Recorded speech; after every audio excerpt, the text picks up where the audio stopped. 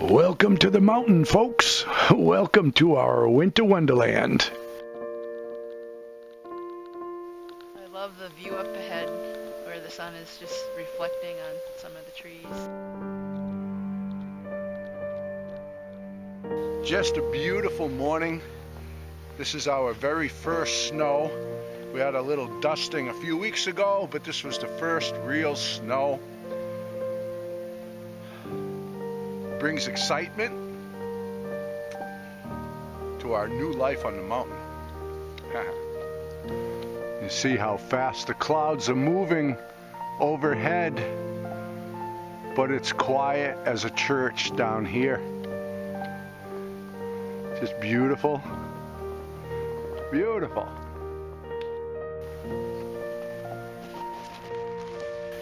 Now that the snow is here to stay, our vehicles are parked down below and we're hauling in our goods with the Ranger. It's an enjoyable ride with no honking horns, no sirens, and no traffic whatsoever to contend with.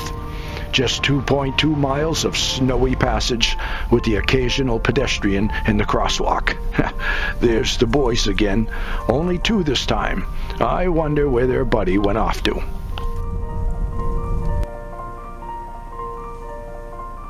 Well, here we are, home sweet home.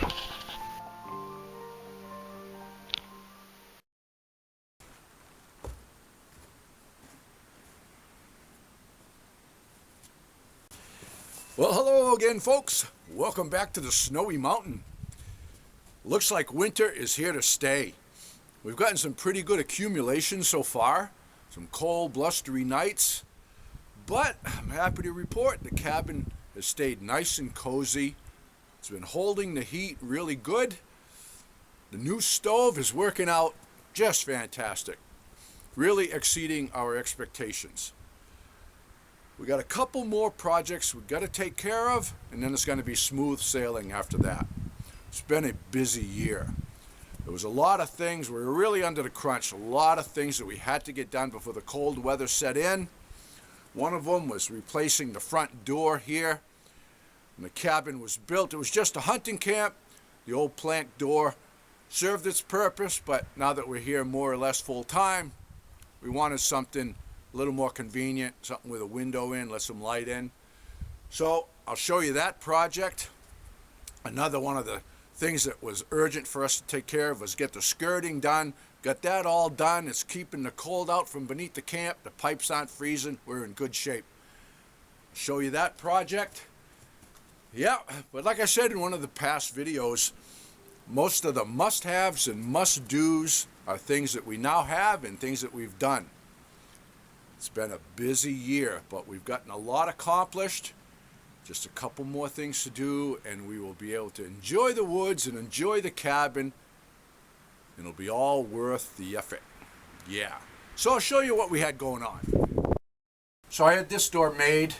It's a standard exterior door. Decided to go with one single pane rather than the 9 light. It's a little easier to wash. Deadbolt. I didn't order the whole door with the jamb casing and all of that because I didn't want to disturb any of this. I'll put that in place, put the siding on. I don't want to disturb any of that. I was hoping just to pop that door out and put this one in its place. Got a little bit more of a project ahead of me, and I'll show you what. When this door was originally built, it was installed with these strap hinges, and this strap goes the equal distance in that direction. The only way for me to get at those screws is to pop all of this trim off, but this trim goes behind this. I would have to disturb all of this. I don't want to disturb any of this. So I'm going to take the door off with the screws, and then I'm going to try and cut this hinge with a Sawzall. And of course, since the screws were put in back in the 50s, they weren't done with Phillips head, they were done with slotted, and they're long, and they were put there to stay.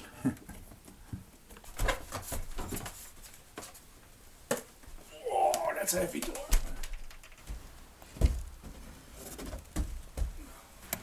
I'll take the handle and the lock and stuff like that and use it in another application. Yeah.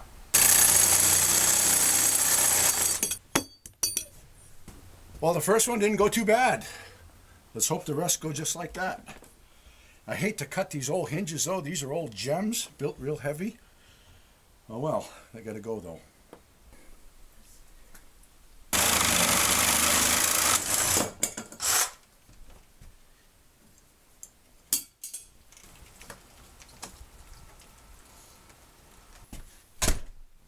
Well, there you go. One new door in place. It's mission accomplished once again. One project that needed to be done before winter was the skirting. A cabin just won't hold the heat without it. Certainly a must-have in the North Country. But before I could install it, I needed to remove and replace all the piers and supports that weren't very supporting. Like this one. The old boys must have been hitting the knickerbockers when they installed that one. Jeepers. So with all the cob jobs removed, I framed around the perimeter of the camp with pressure treated and buttoned everything up nice. With Frankie's assistance, of course. Look at him. Not much help, really. Yeah, am I keeping you up? I wanted the skirting to fall flush with the deck, but these tipped-out piers were interfering with the plan. A masonry blade and a chisel was the remedy for that issue, and everything come out nice. So I've got it all buttoned up nice. The wind is staying out, and the dirt underneath the house is not frozen. It stays nice temperature. Got some access doors. This is the last spot I need to cut, but I'll do it at a later date. I got to get in here with the saw, make a bunch of slices in this, and then use my masonry chisel and chisel it away back to this where the pressure treated is, and then cover it, and that'll be done.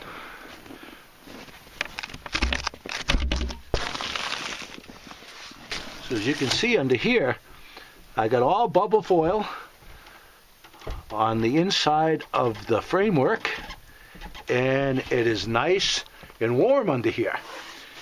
As you can see, the dirt isn't frozen, even right here in front of the door. So there's not going to be any problems with my traps freezing. Nice and warm under here. Fantastic. Yeah, so I'm really happy the way that came out, especially with what I had to deal with. There was a lot of removing of the old piers and chiseling away at the piers there to get it the way that I wanted, but it come out good. It was worth the effort. We have had some really cold, blustery nights, but with the bubble foil insulating the floor and then insulating the inside of the skirting, not only is the floor not cold anymore, it's actually warm, where it feels like you're walking around on a radiant heat underneath the floor. It's fantastic. There's a lot of people asking about the bubble foil. With this project here, since the cabin was already built, I couldn't put the bubble foil on top of the floor joist and sandwich it between the floor joist and the subfloor like I like to do. So we put it in between the joist. It worked out good, but not as good as the way that I prefer to do it. You've seen me before, where when I have the floor framed, I roll out the bubble foil and I sandwich it between the subfloor and the floor joist. That's the way to go. But when you're doing that, you just have to keep the water from getting trapped between the two floors. That has happened to some of the folks that have used it. Look at the snow coming down. But it's not a problem, because if you can get underneath your floor and you do have water trapped in there, just slit the bubble foil, prop it open with some sticks, maybe run a fan, get the floor dried out, staple it back up and tape the seam, and you'll be fine. Now, there was one project that needed to be done, and I put it off because it was a miserable project that I didn't want to tackle. But my procrastination came and bit me in the butt, and I'll show you the telltale signs that were showing me that I had a potential problem coming up. So I got behind the knee wall and I finished it up. I have one side left to do. I'll show you what I was up against. So that's the area up there behind that knee wall, and it's pretty obvious that there's some heat loss, and then the snow melts, it drips down to the eave where it freezes, causes the ice dams. Yeah, I gotta get down in this crawl space. You can see why I put it off. Dusty, dirty. I'm gonna blast through that board with a big drill bit and a few spots, and then I'm going to put the prop vent on, and that'll allow some airflow to go there and up underneath this here. Now I got Frankie helping me here. You gonna help? You good boy? Huh? You good boy? You gonna help? Okay, come on. Go on now. Come on. Go on. Back up. Go lay down. Be a good boy. So what I'm going to do here, folks, is I got the old prop vent that I put up many years ago. And then I'm going to blast through here with the big drill. And then I'll put the prop vent in, and that'll allow air to come up and go under this and vent the roof. You can see why I put this project off. But here we go.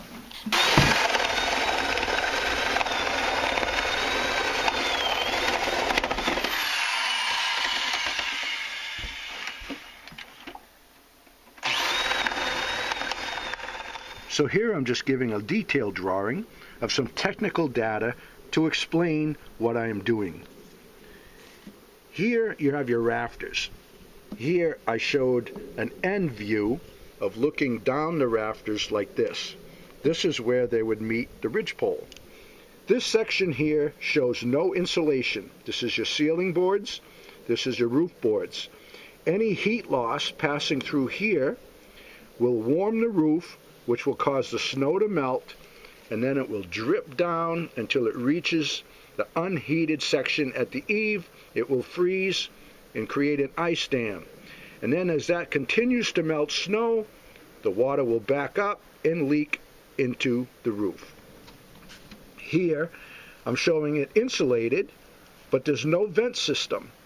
Eventually, this insulation will heat up, which will warm the roof and cause the snow to melt and have that scenario that I just described. It will also create condensation between this warm section and the cold section. That condensation will drip down and gather here at the eave and cause rot and mold in your wall. Not a good thing. So here I'm showing, this is the prop vent right here.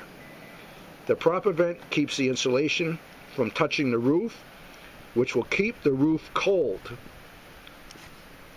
With a vent at the eave, the soffit vent, and then either a vent at the ridge or a gable end vent, any heat loss passing through here will get sucked up with a vacuum effect, run up this channel, right through these channels, and escape at the ridge or the gable, eliminate the snow melting, eliminate the icicles and the ice dams and all the problems that come with that scenario. That's what we are taking care of here today.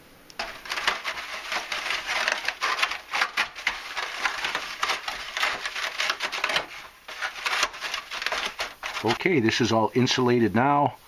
Get the insulation up, put the prop vent up above it. Put a little bubble foil around the edge there to block out any gaps. Yeah. Now, I will probably just run some strapping across here just to hold the insulation in place. And then I might put some scraps of sheetrock or some OSB board or something on the strapping at a later date. So all I got left to do now is to cut an access door through this knee wall, get back there and rip out all the mouse-riddled insulation and whatever else I find back there. Not looking forward to that. We put this knee wall up maybe 18 years ago or so, and everything behind it is original. Now, I'm not really sure what I'm going to find back there. But I'm going to get it all cleaned out, and then I'm going to do the same thing I did on the other side. I'm going to drill some holes to let the air go through, put in the prop vent, get it insulated, because this here is insulated with prop vent, but back there was left cold.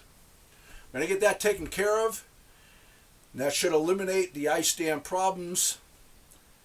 And then next summer we get a metal roof on here and we will be in good shape then. Yeah.